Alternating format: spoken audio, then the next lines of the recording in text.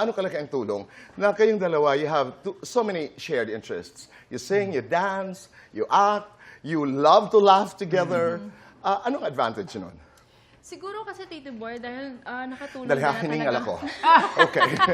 Nakatulong din kasi talaga na best friends talaga yung turingan namin sa isa't isa. Even before pa po talaga. So, ako naman, we believe na ang friendship talaga is the best, foundation. For any relationship, diba? So, parang, since sobrang magkakilala na kami, parang wala na kaming tinatago sa isa't isa, I guess. Tama. Or like, sobrang parang, wala na kaming laging best foot forward, ganon. And, Ako naman, sa work namin, Tito Boy, para sa akin, pagkasama ko siya, parang feeling ko laging ang galing-galing ko pagkasama ko siya. Yun yung effect sa akin ni Julie pagkasama ko siya. Di ba? When you feel your best, when you are with someone, that's love. Di ba? Pero, tingnan nga natin kung sa lahat ng bagay, mga issues, mga topics na may kinalaman sa relasyon, kayo ba'y uma-agree sa isa't isa o meron din bang clash? At subukan natin ngayon yan. Di ba? Meron dyan, hawak-hawak kayo. Meron dyan mga... okay. Anong tawag dyan? Agree and disagree. Agree and disagree. Pero kailangan, sabay ang pagtaas, bibigyan ko naman kayo ng pagkakataon makapagpaliwanag ng maikli lamang.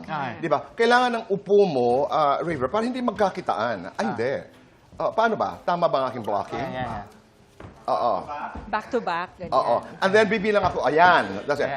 Sasabihin ko, 1, 2, 3, go. At saka Okay. taas. Okay? Una, okay lang ba mag-live-in muna bago magpakasal? Agree o disagree? 1, 2, 3, go! Dahan-dahan. Disagree. Isang boses lang ang nais nating marinig. Hindi naman isa. Dalawa na. Why? Ikaw muna, ikaw yun na Ikaw muna. Siyempre, very old-fashioned kasi dito po yung family ko eh. And ganun din naman yung kay Julie. Iba-iba naman po ang pananaw and opinion. Pero for me, mas para sa akin kasi si mama at si papa, yun yung, nung lumaki ako, yun yung gusto nila eh. Kasal muna.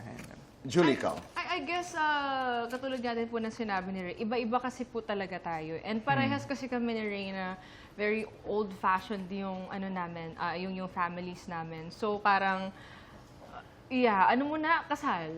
Sa maraming bagay, old-fashioned is really good. Di ba? At saka, ang sinasabi ho natin dito, ang opinion ni Raver, ang opinion ni Tito Boy, sa Julie Ver lang yan. Di ba? Sa amin lang naman At saka to. ni Julie, iba-iba naman. are not being imposed on anyone. Ito ang ating pananaw, di ba? Pangalawa, kapag nag-cheat ang isa, automatic hiwalay na. Agree or disagree? 1, 2, go. Ay, pareho agree. Hindi ako tumingin. Pero ito ang tanong. Ano ba ang cheating? How do you define that?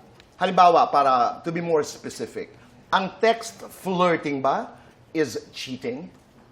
For me, yes. Because somehow, parang you're allowing yourself then to, entertain yung hindi mo ka-partner eh. Tama. Oo. So, parang that's just me. Yan yung isa sa form of cheating. Okay. Ikaw, Raver. Very well said.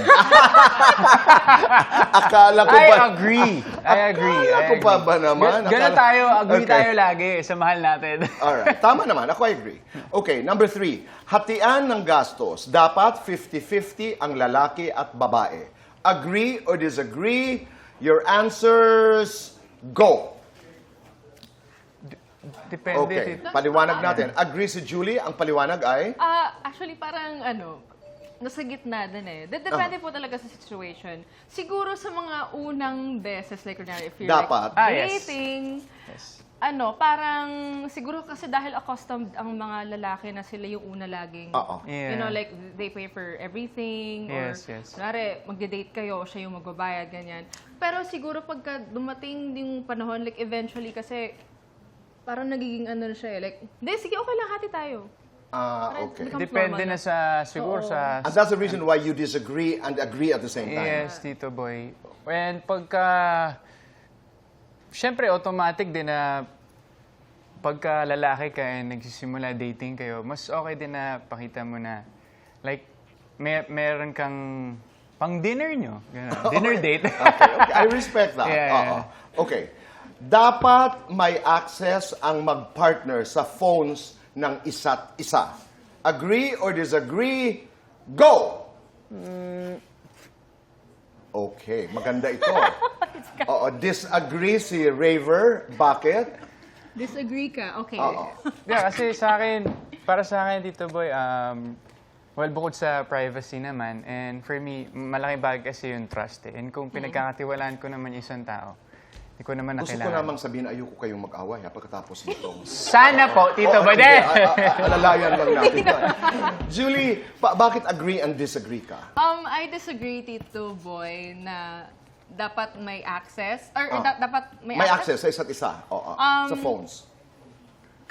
Katulad nga din na sinabi ni Ray, parang to each his own eh. Kumbaga, meron din, kasi hindi naman sa parang may tinatago ka or something ganyan. Pero parang, ayaw mo na rin kasi dumating sa point na ba't kailangan mo pong questionin. It's trust. So, wala ka matiwala sa akin or something like that.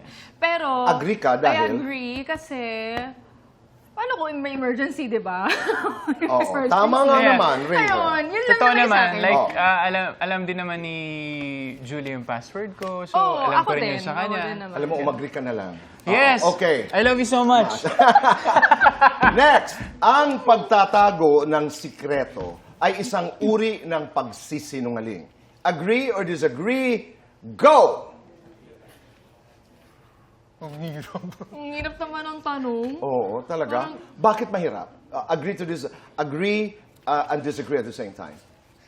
Siguro, depende sa, parang depende sa sikreto, Tito There can be Boy. white lies. Yes. Ika nga. What if, Nasaan ka? Nandito lang sa may Kamuning, yung pala hindi pa umaalis ng GMA7. pwede Tito Boy. Or what if kinailangan mo lang muna itago yung magandang sikreto na yun kasi by the time na gusto mo na sabihin yung sikreto, maganda pala yung Yes. As long as maganda ikalalabasan yung, as long as maganda siguro yung Yung reason reason, ng sikreto. Intention. O yung intention. Oo. Kasi Okay. tsaka honest naman ako eh. Minsan, Tito Boy, hindi rin ako nakaka-reply agad.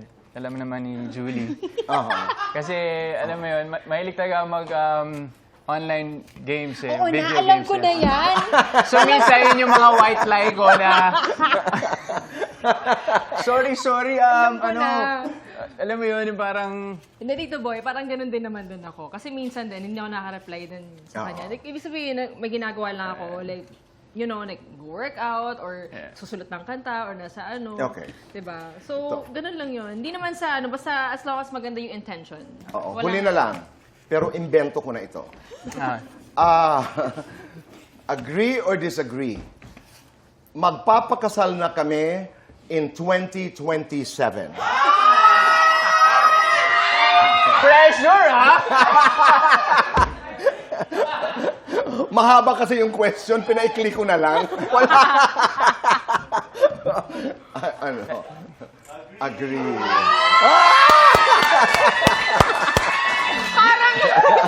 Hindi, kasi ang ganda nga ng question, Tito Boy, na alam ko naman na hindi talaga natatanong sa amin yan ever. Pero kaya ako nag-agree dito, Try Boy. sa day lang na itatanong.